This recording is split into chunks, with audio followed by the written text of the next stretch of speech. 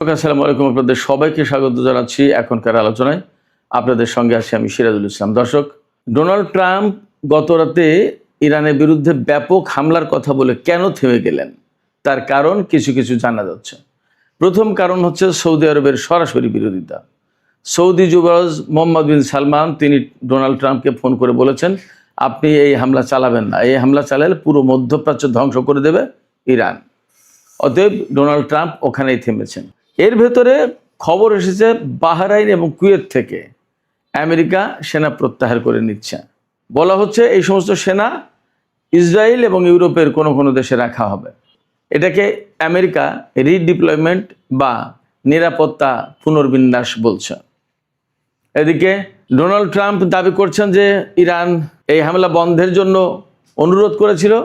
Iran তো আগেই বলেছে যে আমরা এই ধরনের অনুরোধ করিনি, বরং আমরা যে কোনো পরিস্থিতি মোকাবেলার জন্য প্রস্তুত আছি। এরপরে ইরানের পক্ষ থেকে পরিষ্কার করে বলা হয়েছে যে হরমুজ প্রণালী যেমন আছে তেমনই থাকবে, হরমুজ প্রণালী খুলে দেওয়ার বিনিময়ে কোনো চুক্তি আমরা করতে যাচ্ছি না। শুধু তাই না, ইরানের ভারপ্রাপ্ত প্রতিরক্ষা মন্ত্রী মাজিদ ইবনে রেজা তিনি বলেছেন ইরান প্রত্যেকটা হুমকিকে বাস্তব বলে গ্রহণ করে এবং তার বিরুদ্ধে নিজেদেরকে প্রস্তুত রাখে। সেইভাবেই চলমান পরিস্থিতিকে ইরান বিবেচনায় রাখছে। তার মানে ডোনাল্ড ট্রাম্প যখন যে হুমকি দিচ্ছেন সে ব্যাপারে যেমন ইরান সতর্ক থাকছে, সজাগ থাকছে, সেইভাবে প্রস্তুতি নিচ্ছে। একইভাবে আমেরিকা যে যুদ্ধ বন্ধ করলো তাই বলে আর যুদ্ধ করবে না এমনটাও ভাবছে না। এদিকে ইরানের একজন সংসদ সদস্য, তার নাম হচ্ছে ইব্রাহিম আজিজি, ইরানের সংসদের যে পররাষ্ট্র সম্পর্ক বিষয়ক কমিটি আছে সেই কমিটির মুখপাত্র ইব্রাহিম আজিজি তিনি বলেছেন আমেরিকা গত রাতে যদি ইরানের উপর হামলা করত তাহলে ইরান পুরো মধ্যপ্রাচ্য জুড়ে এমনভাবে হামলা করত যে মধ্যপ্রাচ্যের সমস্ত অবকাঠামো একদম প্রস্তর যুগে চলে যেত। এদিকে যুদ্ধ বন্ধের কথা বললেও মার্কিন প্রশাসন পুরো মধ্যপ্রাচ্য জুড়ে 113টি রিফুয়েলিং ট্যাঙ্কার বিমান মোতায়েন করে রেখেছে। এই খবর মাত্রই বের হলো। তাদের উদ্দেশ্য কি? সুপ্রিয় দর্শক, এই বিষয়গুলো নিয়েই এখনকার ভিডিওতে আমি কথা বলবো। আশা করি ভালো লাগবে এবং আপনারা শেষ পর্যন্ত সঙ্গে থাকবেন। আর ভিডিও যদি ভালো লাগে তাহলে লাইক, কমেন্ট, শেয়ার করবেন এবং চ্যানেলটি সাবস্ক্রাইব করে সাথেই থাকবেন। দর্শক, চলুন আমরা বিস্তারিত আলোচনা করি। প্রথম আলোচনা, গত রাতে ইরানের বিরুদ্ধে ইসরায়েল এবং আমেরিকা যে ভয়াবহ হামলা চালাতে চেয়েছিল সেই হামলা হঠাৎ করে ডোনাল্ড ট্রাম্প বন্ধ করলেন কেন? এটা কিন্তু আজকে টক অফ দ্য ওয়ার্ল্ড ছিল, সারাদিনের এইটা সবচেয়ে বড় আলোচনা ছিল। এই ব্যাপারে যে সমস্ত জায়গা থেকে, যে সমস্ত গণমাধ্যম থেকে খোঁজ পাওয়া যাচ্ছে, এ ব্যাপারে যে সবচেয়ে বড় যে বক্তব্য এসেছে সেটা হচ্ছে সৌদি যুবরাজ মোহাম্মদ বিন সালমান ডোনাল্ড ট্রাম্পকে ফোন করে বলেছেন আপনি এই হামলা চালাতে পারেন না, এই হামলা চালালে পুরো মধ্যপ্রাচ্য শেষ করে দেবে ইরান, আমাদের অত্র অঞ্চলের কোনো জ্বালানি অবকাঠামো ইরান রাখবে না, একদম শেষ হয়ে যাবে, পুরো মধ্যপ্রাচ্য আগুনে দাউ দাউ করে জ্বলবে। এই যুদ্ধ আপনি করতে পারেন না, এই হামলা আপনি করবেন না এবং এই হামলা এখনই বন্ধ করেন, বন্ধ করে আপনি ইরানের সাথে কূটনৈতিক আলোচনার ভেতরে যান। তো কূটনৈতিক আলোচনা কি? ডোনাল্ড ট্রাম্প নিশ্চয়ই বলেছেন যে ইরান তো কোনো চুক্তি দিতে আসছে না। তখন নিশ্চয়ই তিনি, অর্থাৎ সৌদি যুবরাজ বলেছেন ইরান তো কূটনীতিতে ছিল, সেখানে ভেঙে গেল কেন, কি ব্যাপার, ওগুলো ঠিকঠাক করেন।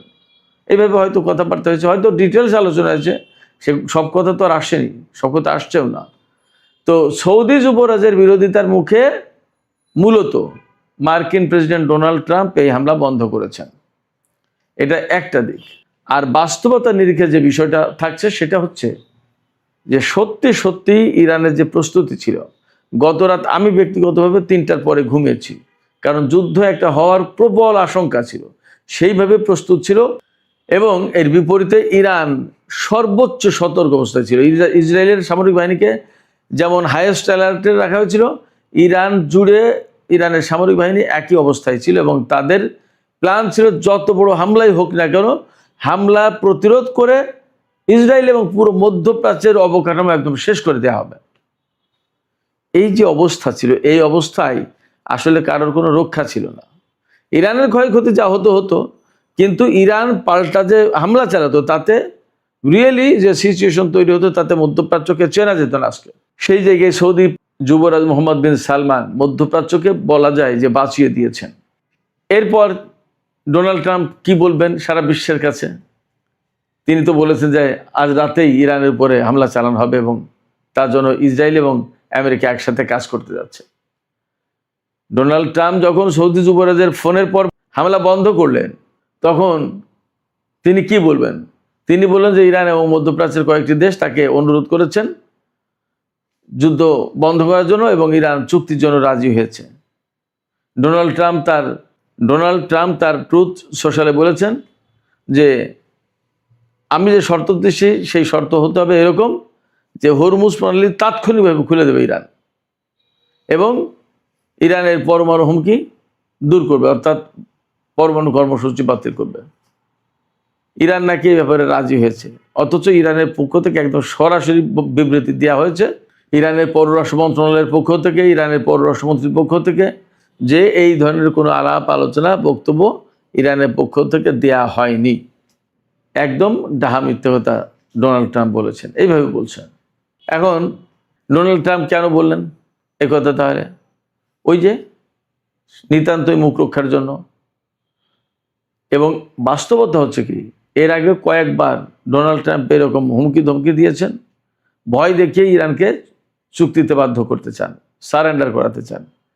কিন্তু ইরানের বক্তব্য হচ্ছে যে আমেরিকার কাছে তো ইরান সারেন্ডার করবে না। এবং শুধু তাই না, যুদ্ধ আমেরিকা শুরু করেছে, কিন্তু যুদ্ধ আমেরিকা শেষ করতে পারবে না। যুদ্ধ আমাদের কথাই শেষ হবে, অর্থাৎ আমরা যেদিন বলবো যে আজকে যুদ্ধ শেষ, সেদিন শেষ। এর মানে হচ্ছে মধ্যপ্রাচ্যে আমেরিকাকে অনেক বড় খেসারত দিতে হবে মনে হচ্ছে। ইরান ছেড়ে দেবে না, কারণ ইরান বিষয়টা এইভাবে দেখছে, তাদের সর্বোচ্চ নেতাকে হত্যা করা হয়েছে, তাদের বহু সংখ্যক বেসামরিক লোকজনকে হত্যা করা হয়েছে এবং তাদের প্রচুর সংখ্যক অবকাঠামো ধ্বংস করা হয়েছে। এই যুদ্ধ তো কোনো প্রয়োজন ছিল না। ইরান পরমাণু কর্মসূচি পরিচালনা করছে আন্তর্জাতিক আণবিক শক্তি সংস্থার তদারকির আওতায়। তার হাতে তো কোনো পরমাণু অস্ত্র নেই, অন্তত ঘোষিত, কেউ দেখাতে পারেনি। আর আমেরিকার হাতে যে অস্ত্র আছে সে নিরাপদ হয় কি করে বিশ্বের জন্য? আর যে শুধু পরমাণু কর্মসূচি পরিচালনা করছে সে ভয়ঙ্কর হয় কি করে বিশ্বের জন্য পরমাণু কর্মসূচি নিয়ে? এই প্রশ্ন তুলে ইরান বলছে যে যেহেতু এই বিষয়টা নিয়েই ইরানের উপর হামলা চালানো হয়েছে এবং অবৈধ একটা যুদ্ধ, অতএব এর শেষ দেখে ছাড়বে ইরান। এগুলো সব ইরানের বক্তব্য, আমার বক্তব্য না। এদিকে সর্বশেষ খবর মোতাবেক আমরা জানতে পারছি যে কুয়েত এবং বাহরাইন থেকে মার্কিন সেনা সরিয়ে নেওয়া হয়েছে। সব নাকি মোটামুটি একটা অংশ, এটা পরিষ্কার না, বাট কুয়েত এবং বাহরাইন থেকে সেনা সরানো হয়েছে, প্রত্যাহার করা হয়েছে বলা হয়েছে। এই সেনাদেরকে কোথায় নেওয়া হয়েছে? এই সেনাদেরকে একটা অংশ নেওয়া হয়েছে ইসরায়েলে, আর একটা অংশ নেওয়া হয়েছে ইউরোপে। যখন ডোনাল্ড ট্রাম্প ইরানের বিরুদ্ধে হামলা বাতিল করেছেন বলে খবর প্রকাশ হচ্ছে বা তিনি বলছেন, তখন তিনি কুয়েত এবং বাহরাইন থেকে সেনা সরিয়ে ইসরায়েল এবং ইউরোপে মোতায়েন করেছেন। তার মানে এখানে দুটো বিষয় হতে পারে। ইরানের ড্রোন, ক্ষেপণাস্ত্র এবং সামরিক বাহিনীর হামলার মুখে মার্কিন সেনারা টিকতে পারছে না। মধ্যপ্রাচ্যে কোনো ঘাঁটি আর নিরাপদ নয়। এই কারণে আমেরিকা তাদের সেনাদেরকে সরিয়ে নিচ্ছে, প্রত্যাহার করে নিচ্ছে। এটা একটা কারণ হতে পারে এবং এটা যথেষ্ট সম্ভাবনা বেশি, এটা বাস্তবতা।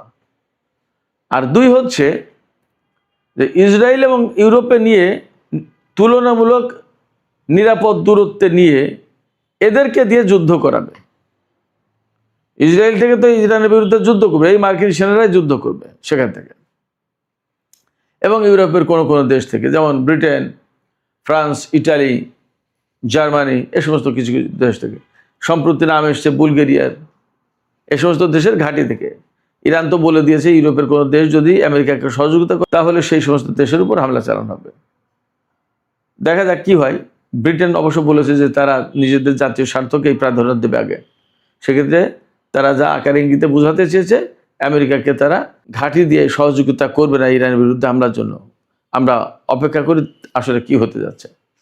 তো ইসরায়েলে যে মার্কিন সেনা মোতায়েন করা হয়েছে, যদি ইরাক থেকে, কুয়েত থেকে বা বাহরাইন থেকে সেনা প্রত্যাহার করা হবে তাহলে আমেরিকায় নিয়ে যাক, কেন ইসরায়েলে রাখা হচ্ছে? তার মানে এদেরকে দিয়ে ইরানের বিরুদ্ধে যুদ্ধ করানোর টার্গেট থাকতে পারে। এবং এরই অংশ হিসেবে সম্ভবত 113টি রিফুয়েলিং ট্যাঙ্কার মধ্যপ্রাচ্যে মোতায়েন করা হয়েছে মধ্যপ্রাচ্যের বিভিন্ন দেশে। কোথায় কোথায় উই ডোন্ট নো, বাট বলা হচ্ছে মধ্যপ্রাচ্যের বিভিন্ন দেশে।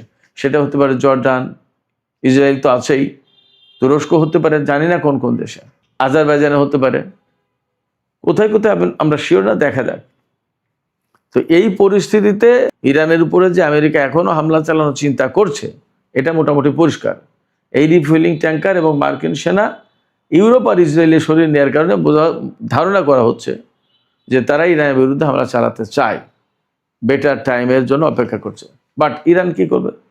ইরান ডোনাল্ড ট্রাম্পের এই কথায় একদম চুপ হয়ে যায়নি, এটা তাদের পক্ষ থেকে বলা হয়েছে।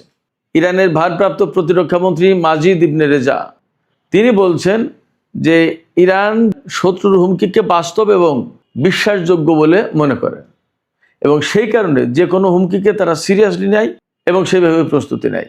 তিনি এই কথা দিয়ে যা বলতে চেয়েছেন সেটা হচ্ছে এই যে আমেরিকা যে সমস্ত হুমকি ধমকি দিচ্ছে এগুলোকে কোনো সময় ইরান কম গুরুত্ব দিচ্ছে না, তারা এগুলোকে খুবই গুরুত্ব দিচ্ছে এবং খুব সিরিয়াসলি তার বিরুদ্ধে প্রস্তুতি নিচ্ছে।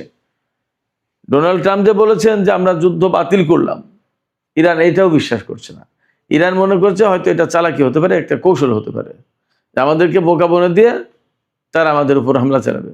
অতএব আমেরিকা হামলা চালাক আর না চালাক, তাদের বিরুদ্ধে ইরান অল টাইম প্রস্তুত। ইরানের আমি আগেই বলেছি একজন সংসদ সদস্য ইব্রাহিম আজিজি তিনি বলেছেন যে আমেরিকা যদি গত রাতে হামলা চালাতো ইরানের উপরে, তাহলে মধ্যপ্রাচ্যের প্রত্যেকটা অবকাঠামো, বিশেষ করে বিদ্যুৎ, জ্বালানি এবং বিমান, এগুলোর কথাও আসছে, একেবারে ধ্বংস করে দেওয়া হচ্ছে।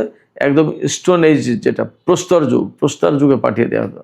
অর্থাৎ যখন আধুনিকতার কোনো ছোঁয়া ছিল না, ওইরকম একটা অবস্থা মধ্যপ্রাচ্যে তৈরি করে ফেলা হতো। মার্কিন প্রেসিডেন্ট ডোনাল্ড ট্রাম্প গতকাল কেন হামলা বন্ধ করেছে তার আরেকটা কারণ আছে। আল জাজিরা বলছে মার্কিন সশস্ত্র বাহিনীর চিফস অফ স্টাফের চেয়ারম্যান জেনারেল ড্যান কেইন তিনি উদ্বেগ প্রকাশ করে বলেছেন যে আমেরিকার হাতে এই মুহূর্তে যে পেট্রিয়ট ইন্টারসেপ্টর আছে বা থার্ড ইন্টারসেপ্টর আছে, তা দিয়ে বড় কোনো যুদ্ধ মোকাবেলা করা যাবে না। আন্তর্জাতিক যে নিরাপত্তা গবেষণা ইনস্টিটিউট ICIS যেটা, তারা বলছে আমেরিকার হাতে যুদ্ধের আগে 2300 অর্থাৎ 2300 পেট্রিয়ট ইন্টারসেপ্টর ছিল, এখন আমেরিকার হাতে মাত্র 827টি। এটা মারাত্মক রকমের উদ্বেগজনকভাবে কমে গেছে। তো ইরানের বিরুদ্ধে গত 5 মাসে যদি এতগুলো পেট্রিয়ট ইন্টারসেপ্টর চলে যায়, তাহলে থার্ড বা আদার কি অবস্থায়, থার্ডের অবস্থা আরও করুন। তাহলে আমেরিকার সাথে যদি চীনের বা রাশিয়ার বা আরও কারোর যুদ্ধ লেগে যায়, তাহলে তারা কি করবে? অথবা ইরান যদি আরও 5 মাস যুদ্ধ টেনে নিয়ে যায়, তখন তার হাতে তো কিছুই থাকবে না, তখন কি করবে? এখনই তো ইরাক বা মধ্যপ্রাচ্যের বিভিন্ন জায়গায় এমন অবস্থা যে সেখান থেকে পেট্রিয়ট সিস্টেম, থার্ড সিস্টেম সরিয়ে নেওয়ার কারণে ইরানের ক্ষেপণাস্ত্র, ড্রোন যাচ্ছে আর আসছে, কোনো ব্যাপারই না। এমনকি ইরানের বিমান দিয়ে বিভিন্ন জায়গায় টহল পর্যন্ত দেওয়া হয়েছে, আমেরিকা কিছু করতে পারেনি। এই অবস্থায় মার্কিন বাহিনী প্রকৃতপক্ষেই অস্ত্রে শস্ত্রে অনেক দুর্বল হয়ে গেছে, এমনটাও বলা হচ্ছে।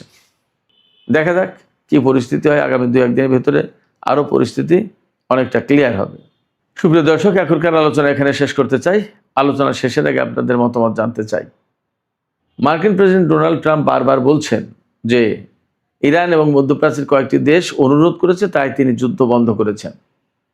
আপনাদের কি মনে হয়, ইরান কি আসলেই ডোনাল্ড ট্রাম্পকে যুদ্ধ বন্ধ করার জন্য বা ইরানের উপরে হামলা না চালানোর জন্য কি অনুরোধ করেছে বলে মনে হয়? এবং এই যে মধ্যপ্রাচ্যে 113টি রিফুয়েলিং ট্যাঙ্কার বিমান মোতায়েন করা আছে, এগুলো কিসের জন্য? যুদ্ধ কি বন্ধই হয়ে গেল ইরানের বিরুদ্ধে? এমন কি মনে হচ্ছে আপনাদের? আপনাদের মতামত জানিয়ে কমেন্টে লিখতে পারেন। আর ভিডিও ভালো লাগলে লাইক, কমেন্ট, শেয়ার করবেন এবং চ্যানেলটি সাবস্ক্রাইব করে সাথেই থাকবেন।